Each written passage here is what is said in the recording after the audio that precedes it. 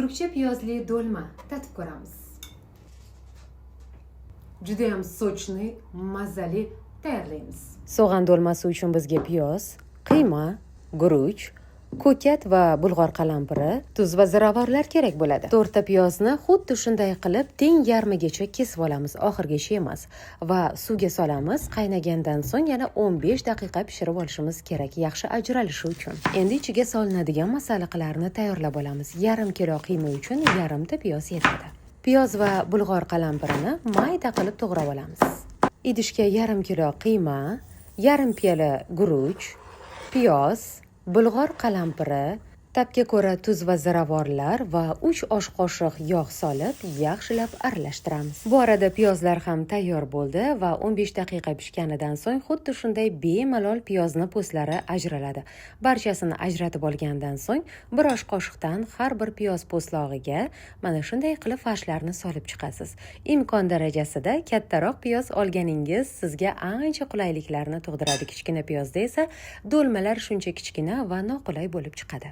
Yana bir tavsiya, do'lmalar mayin va yumshoq bo'lishi uchun piyozni po'stlog'i yupqasidan olsangiz yanada zo'r chiqadi. Piyoz bilan achchiq taom bo'ladi-ku deganlar adashadi. Piyozni 15 daqiqa suvda pishirganingizda barcha achchig'i chiqib ketadi. Do'lmalarni listga yoki qolipga zich qilib tersangiz, u pishganida ochilib sochilib ketmaydi.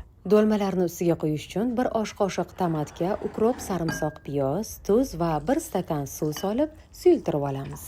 Xohishga ko'ra boshqa ko'katlar ham solsangiz bo'ladi. Endi buni do'lmalarni ustiga quyib olamiz. Bu do'lmalarni yana ham suvli, ya'ni sochni bo'lishiga xizmat qiladi. Do'lmalar yana ham mazali bo'lishi uchun sariyog' bo'lakchalarini solishingiz mumkin. Ustini pergament yoki folga qog'ozi bilan yopib, 200 darajada qizdirilgan gaz pechiga 1 soatga qo'ysangiz, juda ham mazali bo'lib pishadi. Qachondan beri gaz ustidagi vытяжкani setkasini tozalayman deb yurgan edim, ammo kerakli mahsulotni topmagan edim. Hamkasblarim kafolatni antijirini ishlatib ko'ring deb tavsiya berishdi. Ko'ramiz bugun qanday natija ko'rsatar ekan. Xuddi shunday yog' bosib ketgan idishlarni ustiga sepib 5-10 daqiqadan so'ng yuvib tashlasangiz top-toza bo'larmish. Qani ko'ramiz va kutamiz.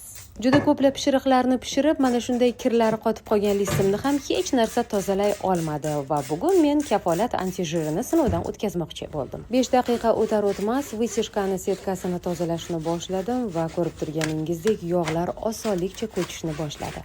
Buni anchadan beri avvalgi holatiga qaytara olmayotgan edim, ya'ni hech narsa yordam bermagan edi. Kafolat esa buni uddaladi. Listdagi qotib qolgan yog'larni ham osonlikcha ketkazib, yangidek qilib berdi.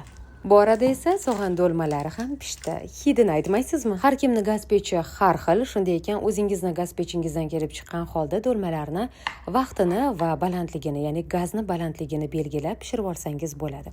Odatda so'g'an do'lmasi grekcha yogurt yoki smetana bilan iste'mol qilinadi. Men bugun smetanadan foydalandim. Ushbu do'lmalarni nafaqat oila a'zolaringizga, uyingizga kelgan mehmonlarga ham tayyorlab bersangiz, ularni e'tirofini qozonasiz. Ustiga biroz o'zini sousini va ko'katlarni solib dasturxonga tortamiz. Aslida piyoz barcha taomlarni mazali qiladigan mahsulot hisoblanadi. Ana endi piyozli do'lmani tasavvur qilavering. Albatta tayyorlab ko'ring va yerliklarga ulashib qo'ying. Hurmat bilan, Qunduzxon Abdullayeva. Taom yoqqan bo'lsa, like va izohlarda fikringizni kutaman. E'tiboringiz uchun rahmat.